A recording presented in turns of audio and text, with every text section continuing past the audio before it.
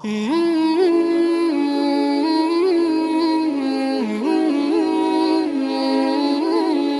کروں گا کہ آج بنا بر روایت 12 بنا بر روایت 22 طفلان جناب مسلم کی شہادت۔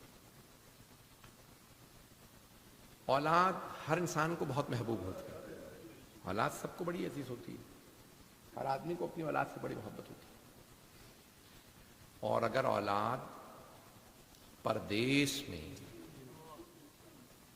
جدا ہو جائے تو انسان کو بہت زیادہ یاد آتی ہے۔ بہت تفصیل سے نہیں پڑھوں گا، 5 سے 10 منٹ کی زحمت دوں گا۔ جب آپ جائیں گے کربلا تو کربلا سے باہر ایک شہر ہے مسیب، وہاں پہ حضرت ابراہیم و محمد علیہ السلام 2 فرزند ہیں جناب مسلم ابن عقیل کے۔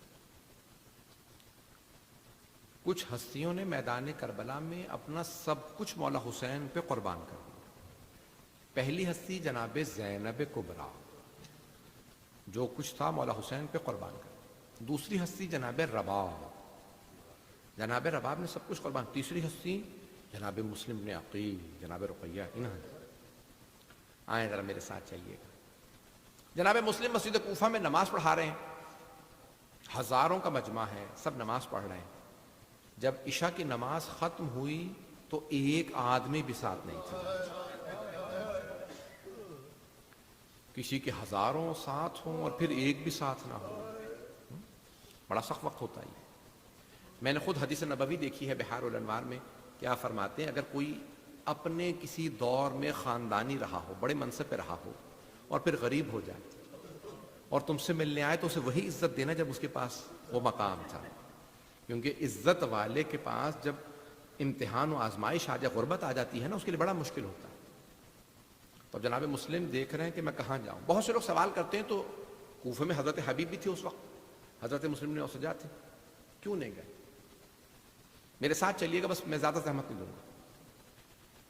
جناب مسلم ابن عقیل یہ جانتے تھے جس کے گھر جاؤں گا اسے میری وجہ سے شہید کر دیا جائے۔ کیوں؟ حضرت حانی ابن عربہ صحابی رسول تھے، صرف انہیں اس جرم میں مار دیا، عبید اللہ ابن زیاد نے شہید کر دیا کہ مسلم ابن عقیل کو پناہ کیوں دی؟ اے حانی، آپ نے پناہ کیوں دی؟ آئیں بھائی میرے ساتھ چلیے گا ذرا، کچھ دیر کے لیے کوفے چلیں۔ جب مجمع نکل رہا تھا نا مسجد کوفہ سے، تو اس رش میں، اس ہجوم میں، اس شلوغ میں آپ کے دونوں فرزند آپ سے جدا ہو گئے۔ یہ کب ہے؟ 8 ذی الحج۔ 9 ذی الحج کو آوازیں آ رہی ہیں کوفے کی گلیوں میں، دونوں شہزادے بھی موجود ہیں، مارو مسلم کو، قتل کر دو مسلم کو۔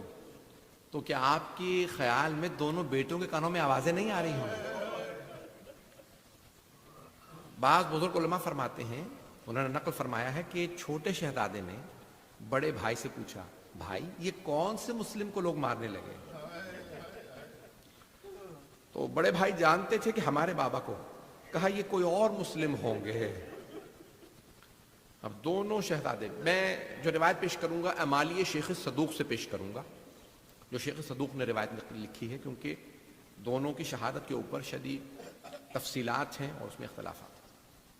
جو شیخ صدوق نے روایت لکھی کہ دونوں شہزادے اپنی جان بچانے کے لیے ایک درخت پہ چڑھ گئے۔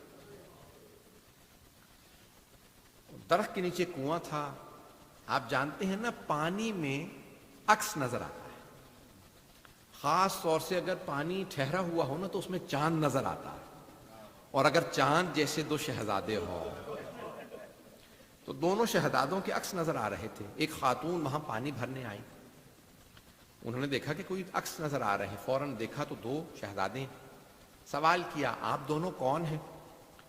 تو بڑے شہزادے نے جواب دیا، حضرت ابراہیم نے کہا کہ ہم کوئی بھی نہیں۔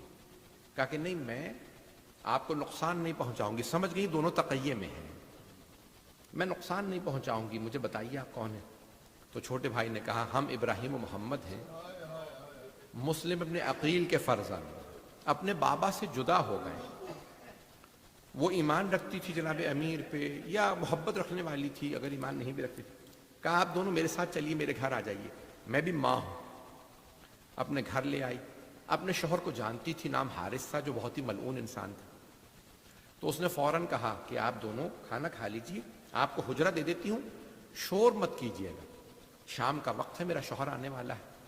تو عصر کے وقت, یہ وقت گزر چکا, کتنے دن گزر گئے. تو دونوں شہزادے رات میں سو رہے. دونوں نے ایک ہی خواب دیکھا کہ آپ کے نانا امیر المؤمنین تشریف لائے. یہ مرحوم عطا اللہ شہاردی نے لکھی روایت. اور مولا نے اپنی باہیں پھیلا کے کہا میرے بچوں میرے پاس آ گئے.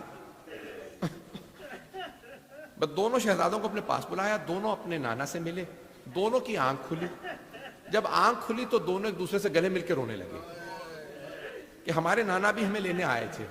تو اب بڑے شہزادے نے چھوٹے سے کہا لگتا ہے یہ ہماری آخری رات ہے, ہمارے نانا ہمیں لینے آئے ہیں.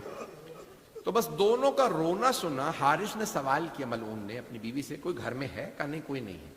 اٹھا, اس نے آواز پہ گیا تو دیکھا حجرے میں 2 بچے موجود ہیں. اسے نہیں معلوم تھا, بچوں کو بھی نہیں معلوم تھا کہ بتانا اس کو نہیں ہے. سوال کیا آپ دونوں کون ہیں؟ کہا ہم ابراہیم و محمد. اگر دیکھ سکے دیکھیے گا, نہیں تو آنکھیں بند کر لیجیے گا. ایک مرتبہ اس نے کہا تم دونوں میرے گھر میں تھے, میں تمہیں سارے شہر میں تلاش کرتا رہا, عبید اللہ ابن زیاد نے تمہارے سروں پہ قیمت لگائی. اس نے آگے بڑھ کے دونوں کے بالوں میں ہاتھ ڈالا. دونوں کے بالوں میں ہاتھ ڈالنا تھا. دونوں شہزادے کم سن تھے, آنکھوں میں آنسو آ گئے. اس نے ایک مرتبہ اپنے غلام کو بلا کر ان دونوں کے ہاتھوں میں رسیاں باندھ دی. بس بھائی میں تمام کر دیتا لیکن مختصر کر رہا ہوں.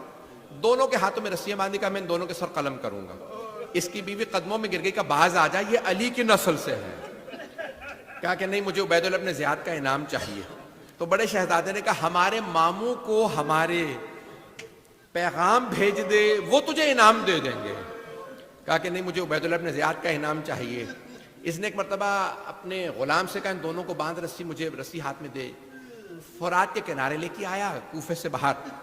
ایک مرتبہ اپنے غلام سے کہا ان کے سر قلم کر دے. غلام نے کہا میں نہیں مار سکتا, میں نے اپنی زندگی میں اتنے پیارے بچے نہیں دیکھے.